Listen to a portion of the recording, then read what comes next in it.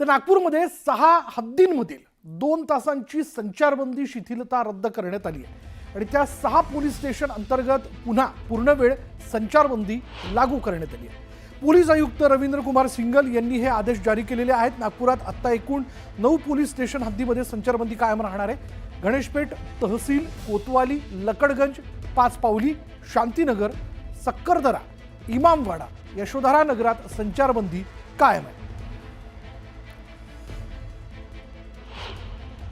कल जो ढील दी गई थी उस उपलक्ष्य में जैसे 2 पुलिस स्टेशन में से हमने पूरा कर्फ्यू निकाल दिया है।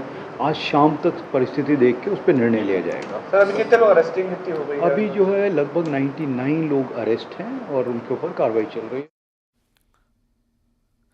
नागपूरमध्ये झालेल्या हिंसाचाराच्या पार्श्वभूमीवर संचारबंदी असलेल्या परिसरात पोलीस अलर्ट मोडवरती आहेत। अशातच धार्मिक स्थळांसमोर मोठा पोलीस बंदोबस्त तैनात करण्यात आला आहे। संचारबंदी असलेल्या मोमीनपुरा इथल्या जामा मस्जिद परिसरात पोलीस बंदोबस्त वाढवण्यात आला आहे। जामा मस्जिद परिसरात राज्य राखीव पोलीस दल, दंगल नियंत्रण पथक, नागपूर पोलीस तैनात करण्यात आलेले आहेत। गणेशपेठ, कोतवाली, तहसील पोलीस ठाण्याच्या हद्दीत संचारबंदी असल्यामुळे पोलीस अलर्ट मोडवरती आहेत।